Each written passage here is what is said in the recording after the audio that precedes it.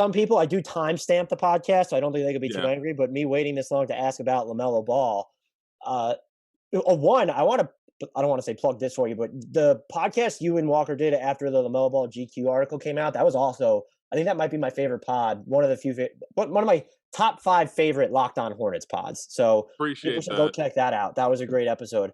But LaMelo Ball, what should we be looking to see from him in year 2? What are your expectations for him as he heads into that sophomore campaign? Increased outside shot. I think the pre LaMelo Ball, pre wrist injury LaMelo Ball, the shooting, if I think that's here to stay. I think it may even improve. I think we're going to get a better finishing in the I think we're going to get a better finishing inside the paint. LaMelo Ball. I think we're going to see a guy that's completely comfortable with the offense and has fully mastered the offense. That's the kind of guy that we're talking about. We're talking about a guy that, for the most part, has stayed in Charlotte, which should tell you some things.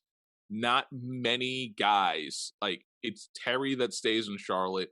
It's Miles on occasion. Mhm. But LaMelo's basically been in Charlotte the entire summer. That should kind of inform you on how these things are going to go. I really think that he may be the one Hornets second year guy in the Borrego era that they're going to throw everything on, and I think he's going to live up to it more.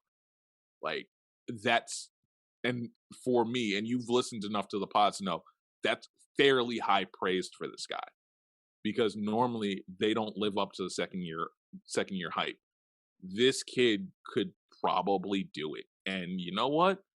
I'm okay with, like, I'm excited to see what happens. I don't know what's going to happen. Could I see him averaging 20, 22, and, like, could I see him averaging 22 and 8 on, like, literally 40, 40, and again, 40, 40, 80? Yeah, I can. And if he does that, we're talking about possibly a playoff team. Not like playing game, no, playoff team, like top 16. He does that, and I think they're going to be in a really, really good spot in terms of the East. I guess the two things, were you pleasantly surprised with his shooting off the dribble last year, even though there's room to grow? Like, he hit over 32% of his off the dribble threes, and I was just like, you know what, year one, for what people expected of him, that's fine. I was also more impressed that he did down a pretty good number of his catch and shoot looks as well.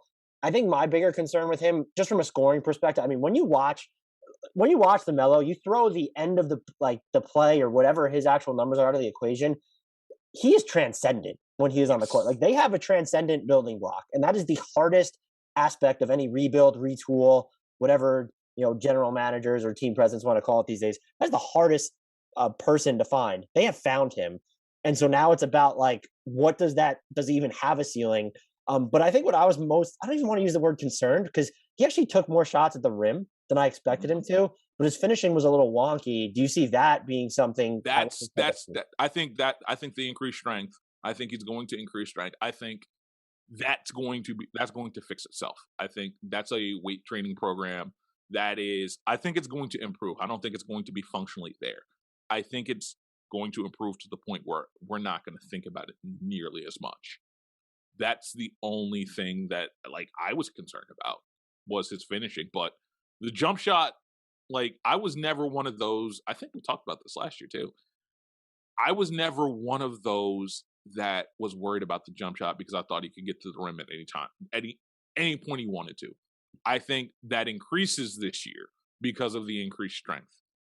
I do wonder, like, the only thing I wonder is, does that increased strength mess with his jumper?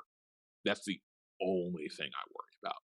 And if it does, cool. Then that 40-40, 40-40-80 doesn't happen. But I think we're going to see a better finishing at the rim LaMelo Ball. And I think a lot of that's going to change what we see with the Hornets, because he becomes the primary guy on offense. And maybe Gordon Hayward takes a slide down. And if that happens, this team is going to be really, really good.